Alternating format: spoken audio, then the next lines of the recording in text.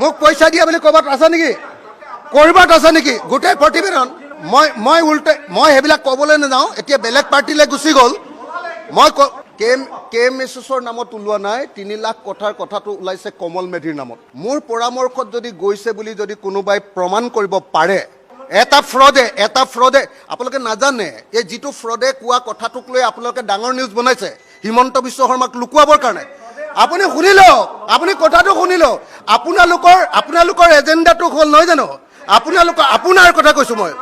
আপোনাৰ এজেণ্ডাটো মোৰ নাম লোৱা নাই, মোৰ নাম ল'ব পৰা নাই পইচা লোৱা বুলি। মোৰ নাম অখিল গগৈ। মোৰ নাম কোনো কেলেংকাৰীৰ কোনো মানুহে অখিল গগৈক পইচা দিছে বুলি কোনো মানুহে ল'ব পৰাৰ সাহস অসমত জন্ম হোৱা নাই। পইচা দিছে বুলি ল'ব পৰাৰ সাহস অসমত জন্ম হোৱা নাই।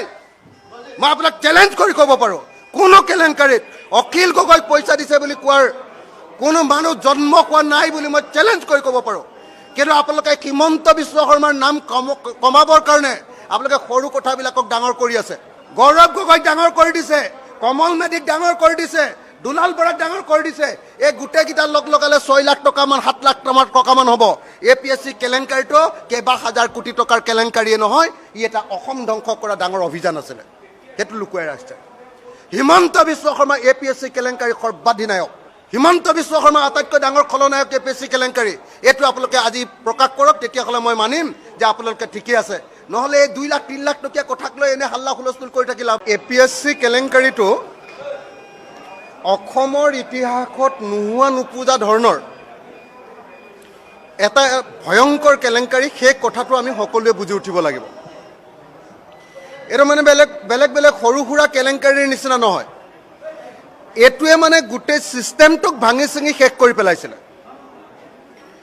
মানে APSC কেলেংকাৰীটো কৰিবৰ কাৰণে আচৰিত ধৰণে মানে APSCৰ নিচিনা য'ত মানে অসমৰ আটাইতকৈ গুৰুত্বপূৰ্ণ পদবীবিলাকত চাকৰি দিবৰ কাৰণে হোৱা পৰীক্ষা, সেই পৰীক্ষাটোত নকল বহি বনাই লোৱা হৈছিলে। মানে গোটেই কাৰবাৰটোৱে এনেকুৱা আছিলে যে ই গোটেই ছিষ্টেমটোক, গোটেই পৰীক্ষা ছিষ্টেমটোক ভাঙি চিঙি শেষ কৰি পেলাইছিলে। গতিকে সকলোৱে এটা কথা মনত ৰাখিব লাগিব যে APSC কেলেংকাৰীটো কৰিবৰ কাৰণে, তেনেকুৱা এটা কেলেংকাৰী কৰিবৰ কাৰণে অকল এজন ৰাকেশ পালেই বা অকল আয়োগখনৰ জৰিয়তে কেতিয়াও সম্ভৱপৰ নহয়, যদিহে তাত গভৰ্ণমেণ্ট জড়িত নাথাকে। এইটোৱে আটাইতকৈ ইম্পৰ্টেণ্ট কথা।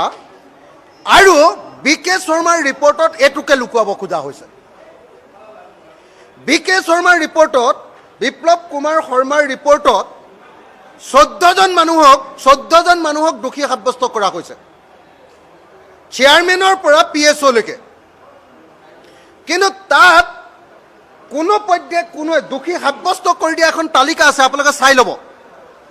সেই তালিকাখনত 14জন মানুহক দোষী সাব্যস্ত কৰা হৈছে, য'ত চেয়াৰমেনৰ পৰা, এক্সামিনেশ্যন কণ্ট্ৰলাৰৰ পৰা PSOজনলৈকে এই 14জন মানুহক দোষী সাব্যস্ত কৰা হৈছে। কিন্তু গোটেই কেলেংকাৰীটোৰ পৃষ্ঠপোষকতা কৰা প্ৰকৃত যিসকল ৰাজনীতিক, তেওঁলোকক সেই কেলেংকাৰীটোৰ পৰা নাইকিয়া কৰি দিয়া হৈছে। আৰু যাতে সেইটো লুকুৱাব পাৰে তাৰ কাৰণে BK শৰ্মা প্ৰতিবেদনখনত অকণমান মানে হাঁহি ধেমালিৰ খোৰাক দি দিয়া হৈছে যে কমল মেধিয়ে 3 লাখ টকা ল'লে বুলি, যে আপোনাৰ দুলাল বৰাই 2 লাখ টকা ল'লে বুলি। লৈছে নলৈছে নিশ্চয় হ'ব পাৰে, ল'বও পাৰে। কিন্তু এইটো 2 লাখ টকীয়া বা 3 লাখ টকীয়া কেলেংকাৰী নহয়। বা বিজেপিৰ MLAজনে 60 লাখ টকা ল'লে বুলি দেখুৱাইছে। কি নাম এজন? গুৰুপ্ৰসাদ দাস, গুৰুজ্যোতি দাস, তেওঁ 60 লাখ টকা ল'লে বুলি দেখুৱাইছে। এইটো 60 লাখ টকাৰ বা দুলাল বৰাই 2 লাখ টকা লোৱা বা কমল কুমাৰ মেধিয়ে 3 লাখ টকা লোৱাৰ কেলেংকাৰী এইটো নহয়। এইটো হ'ল গোটেই ভাৰতবৰ্ষৰ ভিতৰত এখন ৰাজ্যৰ এডমিনিষ্ট্ৰেটিভ ছিষ্টেমৰ কাৰণে তৈয়াৰ কৰা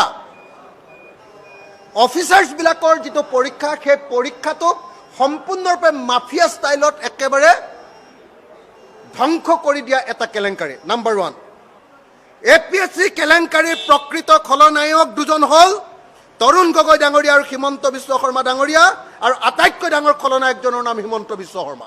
প্ৰত্যেকটো কেলেংকাৰীৰ ক্ষেত্ৰতে, সেইটো লুই বাৰ্জাৰ হওক, সেইটো আপোনাৰ 1000 কোটি টকাৰ এনচি হিলছ কেলেংকাৰী হওক, সেইটো আপোনাৰ টাটা কেলেংকাৰী হওক, এই আপোনাৰ কংগ্ৰেছৰ মানুহজনক হত্যা কৰা কি নাম আছিলে শৰ্মা উজান বজাৰৰ, সেই কেলেংকাৰী হওক বা মানুহৰ পৰা এক্সটৰ্চন কৰা প্ৰত্যেকটো কাগজ অসমৰ ৰাজনীতিত আগতে এতিয়ালৈকে প্ৰত্যেকটো কাগজ নাইকিয়া কৰি দিব পৰা যিজন মাফিয়া ৰাজনীতি, সেইজনৰ নামে হ'ল হিমন্ত বিশ্ব শৰ্মা। আৰু সেই হিমন্ত বিশ্ব শৰ্মাই এই APSC কেলেংকাৰীৰ আটাইতকৈ ডাঙৰ খলনায়ক। কিন্তু আজি হিমন্ত বিশ্ব শৰ্মাৰ নাম ইয়াত আলোচনা হোৱা নাই। আলোচনা হৈছে গৌৰৱ গগৈৰ নাম, আলোচনা হৈছে কমল কুমাৰ মেধিৰ নাম, আলোচনা হৈছে কি নাম, এই ফ্ৰড কি নাম, দুলাল বৰাৰ নাম। কিন্তু এই কেলেংকাৰীৰ প্ৰকৃত খলনায়ক হিমন্ত বিশ্ব শৰ্মা, আৰু লগত এই কেলেংকাৰীৰ মূল পৃষ্ঠপোষক তৰুণ গগৈ ডাঙৰীয়া। আৰু দুজন মানুহ আছে, এজন হ'ল বৰাক উপত্যকাৰ মন্ত্ৰী গৌতম ৰয়, আৰু এজন মন্ত্ৰী আছে, সেই মন্ত্ৰীজনৰ নাম নকওঁ, এতিয়াও ৰাজনীতিত সক্ৰিয়। আৰু এজন মন্ত্ৰীও এই কেলেংকাৰীৰ পৃষ্ঠপোষক আছিলে, মই নামটো ক'ব খোজা নাই। আপোনালোকে জানে, আপোনালোকে উলিয়াব নেকি? তো হিমন্ত বিশ্ব শৰ্মাৰ নাম উলিয়াব? নুলিয়াই আপোনালোকে। মই জানো হিমন্ত বিশ্ব শৰ্মাৰ নামটো আজি আটাইতকৈ ডাঙৰকৈ মই চিঞৰি গৈছোঁ, এজন বিধায়কে। এই কেলেংকাৰী আটাইতকৈ বেছিকৈ কষ্ট কৰা মানুহজন মই, জেইলত গৈছোঁ মই। এই কেলেংকাৰীৰ তদন্তৰ পুৰা CBI তদন্ত আৰু গোটেই কেলেংকাৰীৰ তদন্ত কৰোৱাৰ ব্যৱস্থা কৰিছোঁ মই। আৰু এই কেলেংকাৰীৰ বিৰুদ্ধে আটাইতকৈ যুঁজা মানুহজনে কৈছোঁ যে এই কেলেংকাৰীৰ আটাইতকৈ ডাঙৰ খলনায়কজনৰ নাম হ'ল হিমন্ত বিশ্ব শৰ্মা। কিন্তু এইটো কাইলৈ নোলায়, এইটো আজি নোলায়, এইটো আপুনি দিয়াৰ ব্যৱস্থা গ্ৰহণ কৰক। মোক পইচা দিয়া বুলি ক'ৰবাত আছে নেকি? ক'ৰবাত আছে নেকি? গোটেই প্ৰতিবেদন মই সেইবিলাক ক'বলৈ নাযাওঁ, এতিয়া বেলেগ পাৰ্টিলৈ গুচি গ'ল। মই KMSSৰ নামত ওলোৱা নাই, 3 লাখ কথাটো ওলাইছে কমল মেধিৰ নামত। মোৰ পৰামৰ্শত যদি গৈছে বুলি যদি কোনোবাই প্ৰমাণ কৰিব পাৰে, এটা ফ্ৰডে আপোনালোকে নাজানে, এই যিটো ফ্ৰডে কোৱা কথাটোক লৈ আপোনালোকে ডাঙৰ নিউজ বনাইছে হিমন্ত বিশ্ব শৰ্মাক লুকুৱাবৰ কাৰণে। আপুনি শুনি লওক, আপুনি কথাটো শুনি লওক। আপোনালোকৰ এজেণ্ডাটো হ'ল নহয় জানো? আপোনাৰ কথা কৈছোঁ মই, আপোনাৰ এজেণ্ডাটো মোৰ নাম লোৱা নাই, মোৰ নাম ল'ব পৰা নাই পইচা লোৱা বুলি। মোৰ নাম অখিল গগৈ। মোৰ নাম কোনো কেলেংকাৰীৰ কোনো মানুহে অখিল গগৈক পইচা দিছে বুলি কোনো মানুহে ল'ব পৰাৰ সাহস অসমত জন্ম হোৱা নাই। পইচা দিছে বুলি ল'ব পৰাৰ সাহস অসমত জন্ম হোৱা নাই। মই আপোনাক চেলেঞ্জ কৰি ক'ব পাৰোঁ, কোনো কেলেংকাৰীত অখিল গগৈক পইচা দিছে বুলি কোৱাৰ কোনো মানুহ জন্ম হোৱা নাই বুলি মই চেলেঞ্জ কৰি ক'ব পাৰোঁ।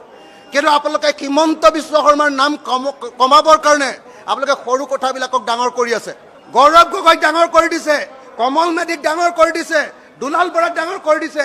এই গোটেইকেইটা লগালে 6 লাখ টকামান 7 লাখ টকামান হ'ব। APSC কেলেংকাৰীটো কেইবা হাজাৰ কোটি টকাৰ কেলেংকাৰীয়ে নহয়, ই এটা অসম ধ্বংস কৰা ডাঙৰ অভিযান আছিলে, সেইটো লুকুৱাই ৰাখিছে। হিমন্ত বিশ্ব শৰ্মা APSC কেলেংকাৰী সৰ্বাধিনায়ক। হিমন্ত বিশ্ব শৰ্মা আটাইতকৈ ডাঙৰ খলনায়ক APSC কেলেংকাৰী। এইটো আপোনালোকে আজি প্ৰকাশ কৰক, তেতিয়াহ'লে মই মানিম যে আপোনালোকে ঠিকেই আছে। নহ'লে এই 2 লাখ 3 লাখ টকীয়া কথাক লৈ এনে হাল্লা হুলস্থুল কৰি থাকি লাভ